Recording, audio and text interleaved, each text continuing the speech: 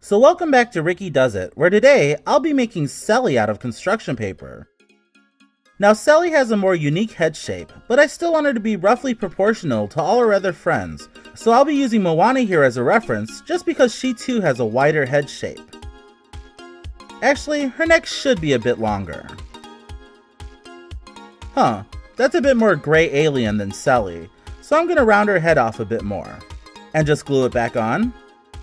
Now the fun thing about Selly's dress is that I'll actually be making it with mostly scraps from other projects. At first I'm not really sure how I want to piece the dress together, but I figure I'll sketch it out on scrap paper first and go from there.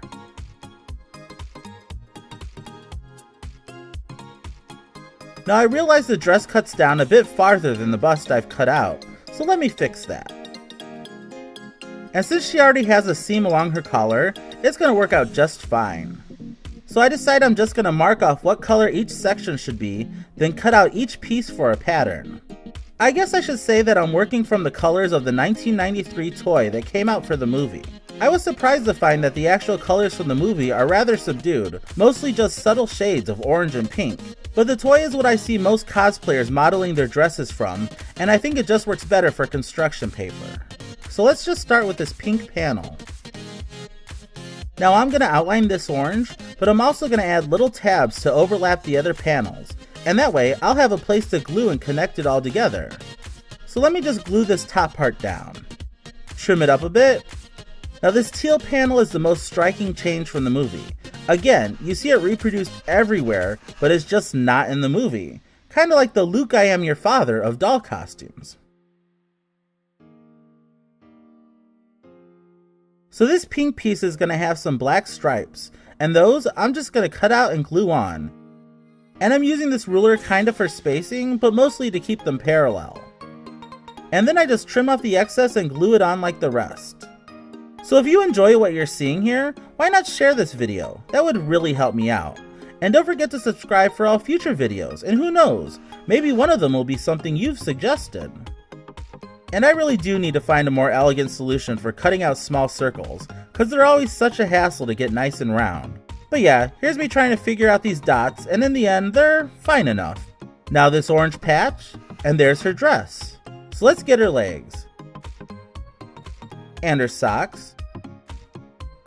And her shoes.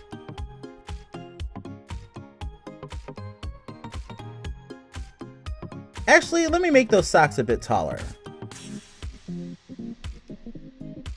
And get those pins glued on. So let's get her sleeves. And this orange one is a bit more raggedy on the edges. So let's get those glued on.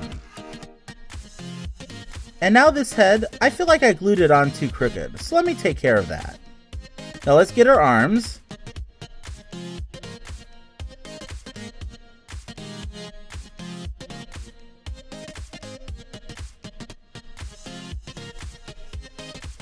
And I kind of feel like I cut these way too thin. So let's get a take 2 on the arms, and I'll just keep the hands, again reattaching where her seams are. So now her hair, and this is just the part that hangs in the back of her head.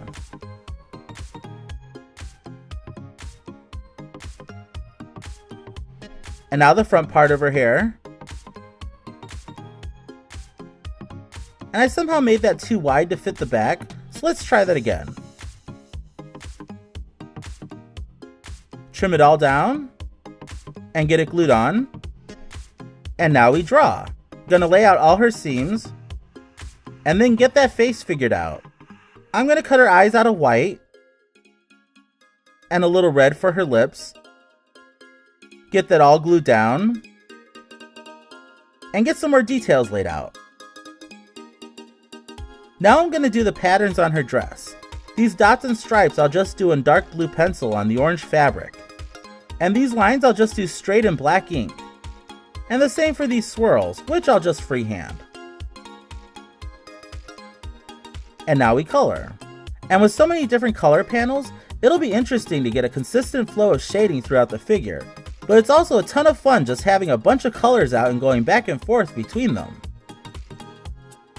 Now let's stripe up her socks, and darken up her hair a bit, And I'll be using colored pencil and crayon just to get some varied texture. And now we ink. And this is also super fun, just all the different stitches and seams and shapes. And as always, I just love how this final stage just brings everything to life. Oh yeah, I forgot the red of her nails, and this colored pencil works just fine on this blue paper.